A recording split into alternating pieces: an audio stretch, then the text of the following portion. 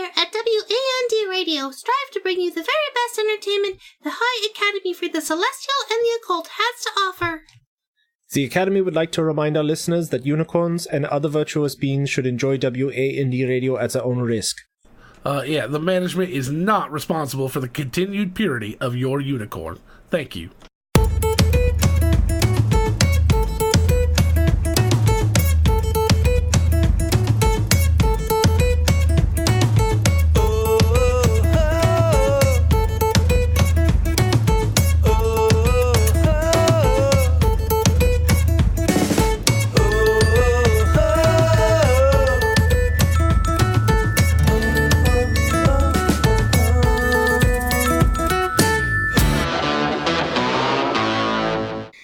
Listening to WAND Radio, your musical muse for magical moments, live from the High Academy for the Celestial and the Occult.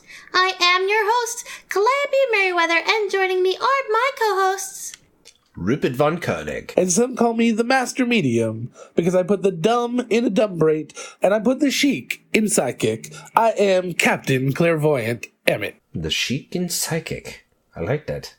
Wouldn't have expected that. It was good. Solid. Yeah, it's pretty good, right? I figured. Yeah, I like that one a lot. That was a good one. Yeah, for sure. I figured school announcements were talking about spirits and stuff. It makes sense. I like it.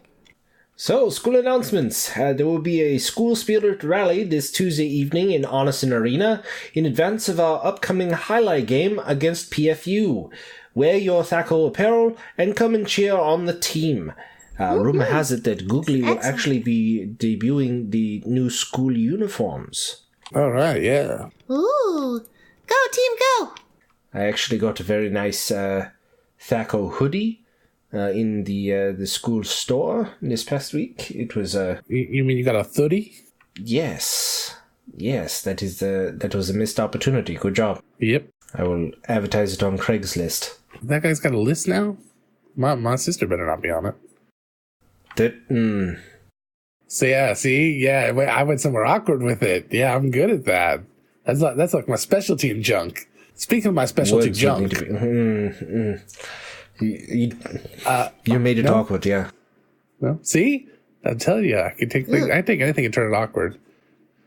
Maybe I'll make that my shtick this episode. What do you mean this episode? You just have your hand on the dial and just crank it to 11. Speaking of cranking it, with every single joke. Yeah. Well, normally I do it like I sprinkle it in lightly, but much like Bugbear Facts in the previous episodes, I can just hit it hard. You see, this is good. I like this. This is like my junk. This is a good episode. I'm loving this. Calliope, do we have a question? Yes, we have several questions today. Oh, good. Let's get on to this good advice. Alrighty. Fodder. Dear Wandies, I want to make you aware of a crime that occurred on campus. It seems that all the latrines at the campus security station have been stolen. Campus security has nothing to go on. Signed, Waka Waka. Aren't we screening these questions? No, we don't get enough to screen. We just have to take what we get. Oh my gosh. Okay, well, do we even bother answering that? Yes, I think we should go into a long, in-depth sort of discussion so they have to suffer as much as we did. All right. Well, if the campus First off, why do we have latrines? I don't know. Well, not like bathrooms. It's not like these buildings need to move.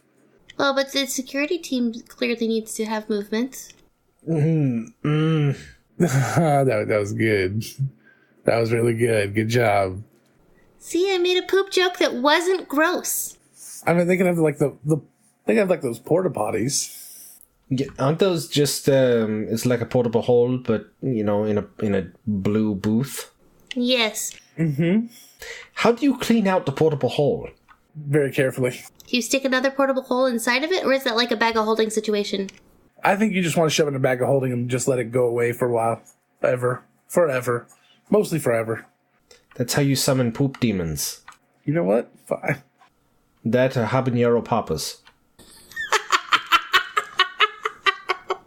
That is an extraplanar space that I would not want to visit. So, I guess, they might have something like porta potties, maybe some sort of relocatable latrine. Well, the security team does need a place to make deposits. So, perhaps we should... Is this even an issue? We're going to have to actually call campus security and find... No, I'm pretty sure that this is just a joke. I'm pretty sure with a name like Wakwakward, this is a joke. This is a... Some sort of transferable throne. Ooh, well, that's actually not a bad idea. Carryable commode. Maybe the folks in the magical items department should actually, think about making these kind of items. Could be interesting. I mean, it's gotta be better than just capturing a gelatinous cube and keeping it in your basement forever. You don't want to keep it in your basement. Do you all know how hard it is to keystone one of those things? No.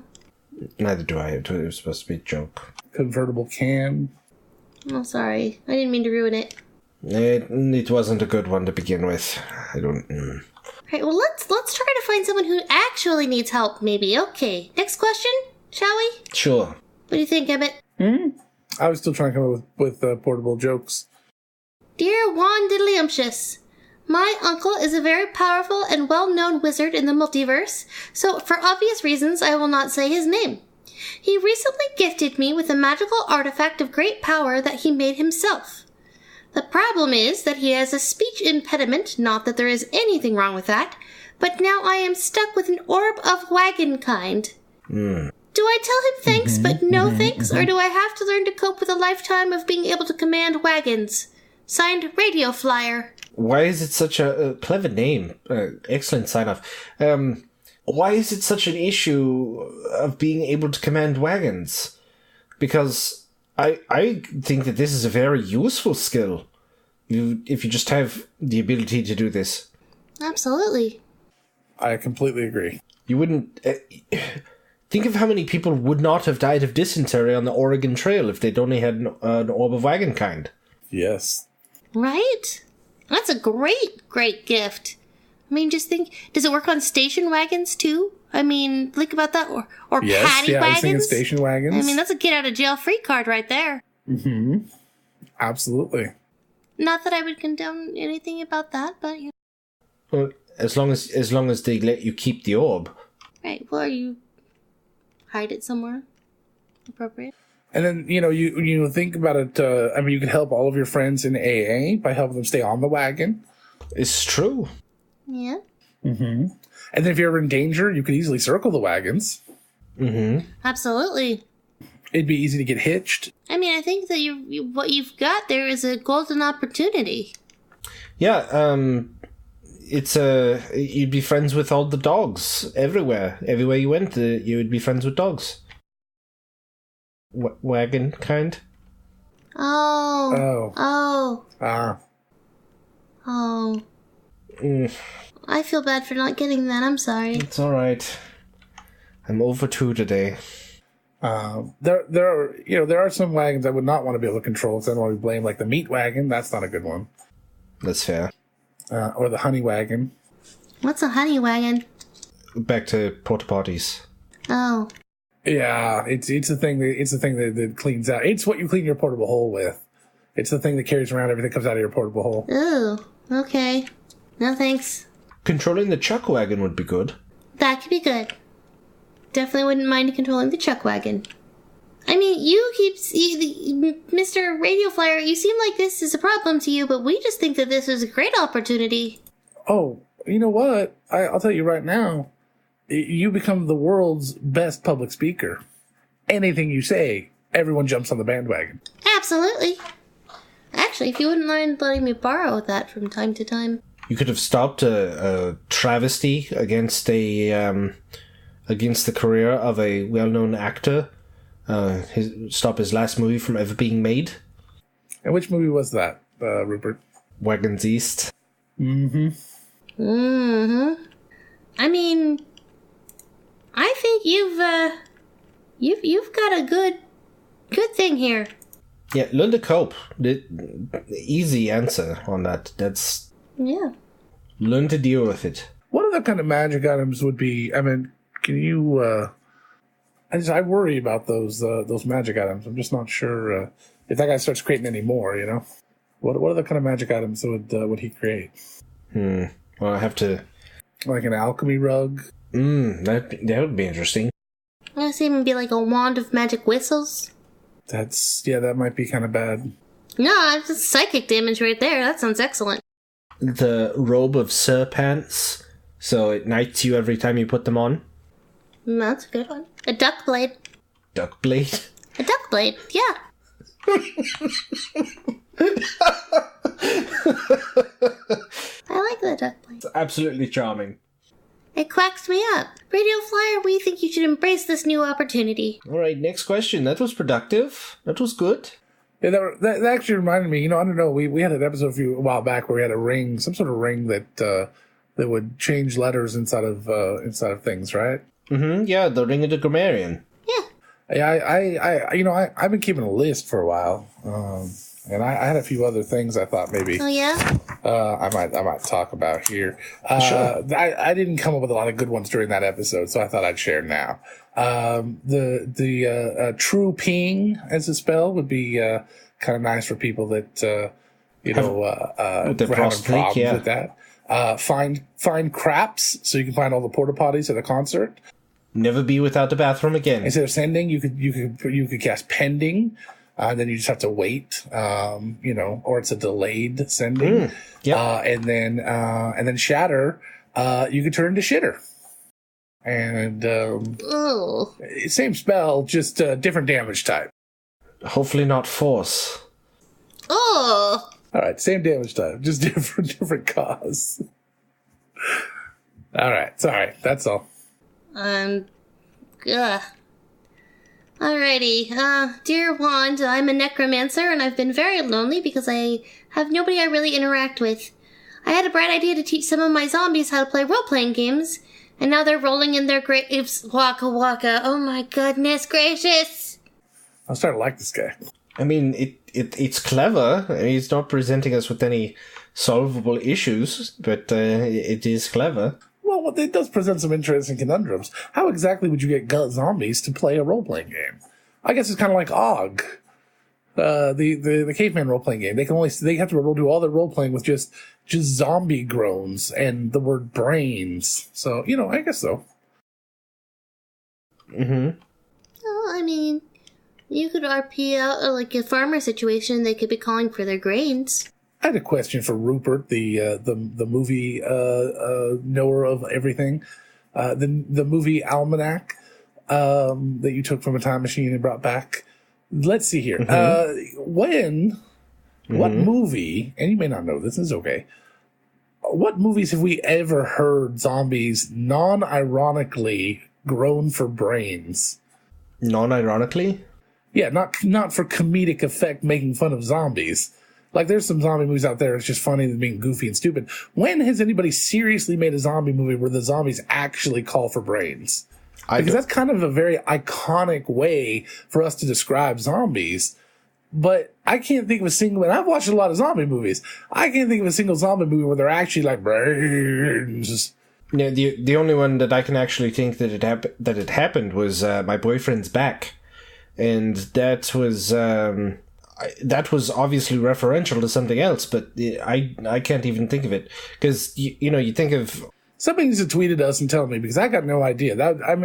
I think it's one of those things that has just existed, and we just kind of hold it, but I don't know where it came from. Yeah, use the hashtag Brain on Our Parade. Yes, please, use that hashtag. I want somebody in this world to use that hashtag. Somebody tell me what movies. Brain on Our Parade. Got it. Brain on Our Parade. Somebody please tell me what movie or where the reference for brains as a groaning zombie sort of thing comes from. Yeah, that would be great. Thank you. I mean, they definitely do it during Plants vs. Zombies, but that's not a movie, it's a video game, so... Well, that's what I'm saying. But that video game came out a long time before long after that stereotype became a thing. I mean, that stereotype goes back to me being a kid. It's got to go back much farther than that. So I want to know where it came from. If did like the first not Walking Dead, the first Day of the Dead or Night of the Living Dead. I don't think they did that. I think I've seen both of the versions of the Night of the Living Dead, and I've watched all the other ones by. Sam Rimjob or whatever the hell his name is, and Romero. There's what was his name? I'm sorry, I forgot it. There was George Romero and there was Sam Raimi. Sam Raimi, there it is, and George Romero. Yeah, they're really good. They do good stuff. Don't sue us. I don't know. I'm just curious where it comes from. Well, I could check the Internet Movie Data Brains real quick. The Internet Movie Data Brains. Yeah, we caught that. But while you're checking that, should we go to our ad break while you're checking the data brains? I was going to say, Rupert, if you wouldn't mind, yes, please check that, and then take your tasty, beautiful, solid nuggets of knowledge and just shove them deep inside of me.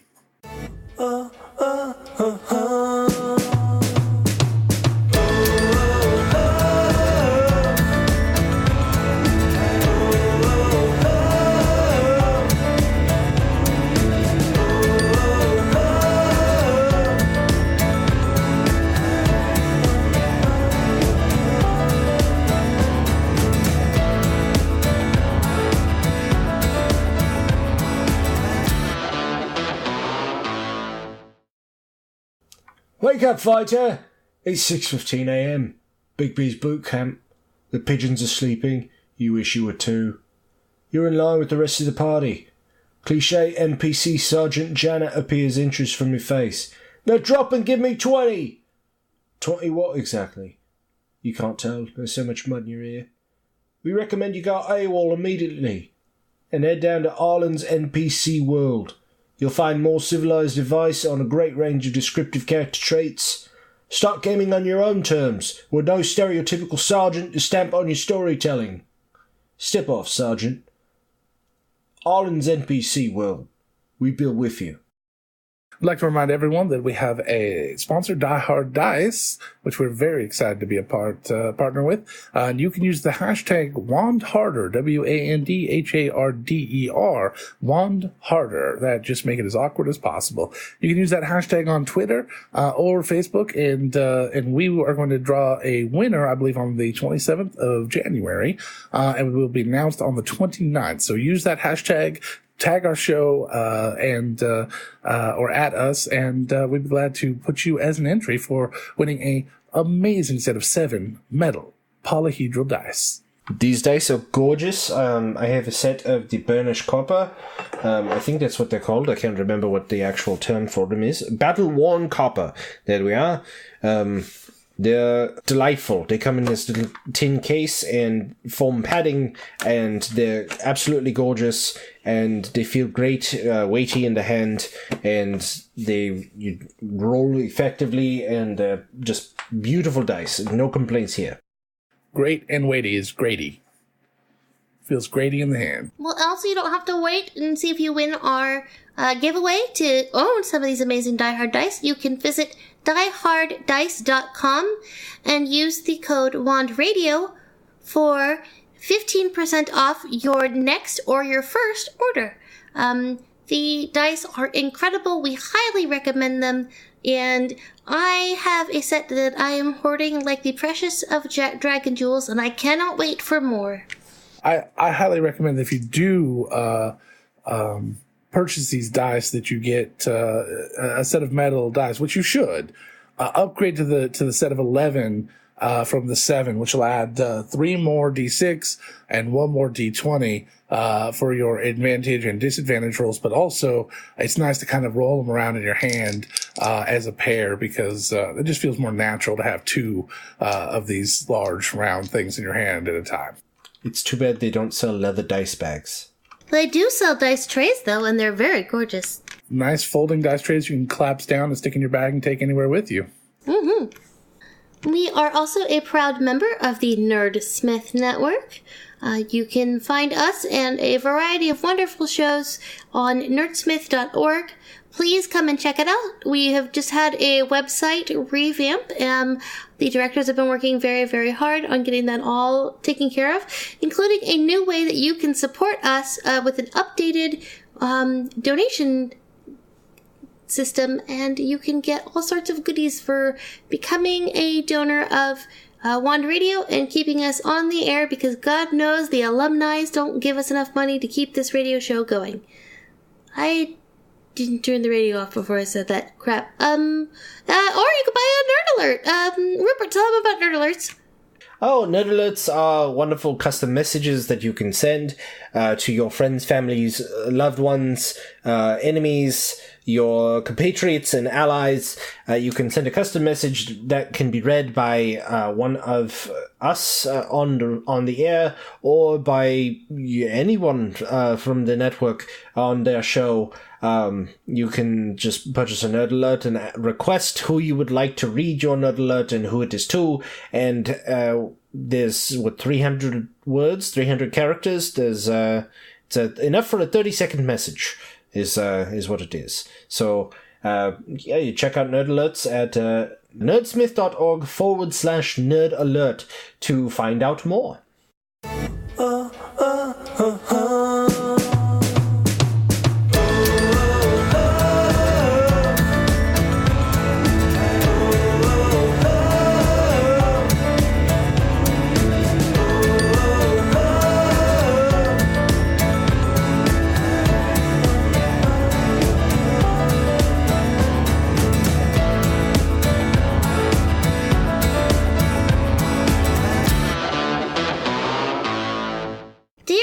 WAND.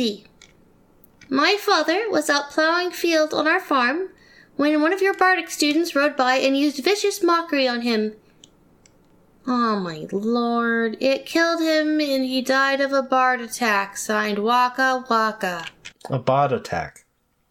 I like this person, this entity. Sorry for assuming your gender, Waka Waka. Yeah, no, I'm down with this. I'm like, this guy can come back as much as he wants. I was gonna say, or this lady, but these puns are pretty bad. I don't see a lot of people stooping to that level. Other than a father, perhaps. They're hilarious. It's some sort of father. Yeah, they're kind of dad-like jokes. Dear Wand Hive Mind, I have been interning at a small business for the past year, and I have a coworker who is very interesting. She walks around the entire office, including going to the bathroom, completely barefoot. It grosses me out completely. I don't think I have it in me to confront her myself. I can't be the only one who notices that she walks around the kitchen barefoot, too. Should I just grin and bear it? Signed, shoe-loving student. Well, maybe it's part of her culture that she doesn't wear shoes inside or indoors. Or does she have hooves? What kind of feet does she have? Are they conducive to wearing shoes? The Aarakocra can't really... let's try that again. Aarakocra can't wear shoes. I've seen them with little anklets, but I've never seen them wear shoes. Spats are the only option. I mean, I have hooves, but what I do is I have a little hoof cap that's plastic, see? And that keeps my I can pop it on and off, and that is basically what I use for shoes. And that way, if I need to go, somewhere I'm not tracking germs and stuff around. Like, and where you work also could depend on the type of shoes you're supposed to have. Different places are going to require different quality and style of shoe for the field. Like if you were like an artistic firm, you might be required to wear Skechers. Mm-hmm. Are you Waka Waka, Emmett? No, I'm not. I wish I was. You could, if pilots especially, they're, required to wear airwalks. Really? Oh my goodness. Are those still a brand? Mm-hmm. Yeah. No.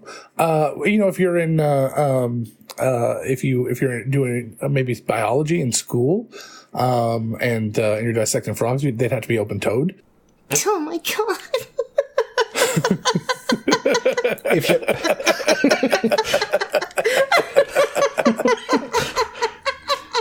If you're a garbage man, you have to wear Chucks. Oh. As if you're in transportation, you have to wear Vans. Mm-hmm. Medical field, you're wearing Doc Martens. Yes. So, I can understand your, aversion to seeing someone walk around the office barefoot, especially from the cubicle to the bathroom to the cubicle to the kitchen, and that is a unfortunate transfer of germs, but, Absolutely. Maybe you should give them the fastest shoes out there. You know what the fastest, longest running shoes. You know, the best running shoes out there. Do you know what they are? Forest Pumps. Oh my god. All right. I've had just about as much of this episode as I can handle. So let's. You know what? Take them out. Sit them down. Maybe just explain to them the situation. Then take them out for a nice dinner. Go buy them a pair of the shoes. Go home and watch 16 Sandals. Fucking hell. Jesus Christ. Maybe they just forget every morning before they go out. You should just run on over there and jog their memory. These jokes are a crock. You too? Yeah. Oh my gosh. If you don't like 16 Sandals, you could just go see something with Adam Sandler.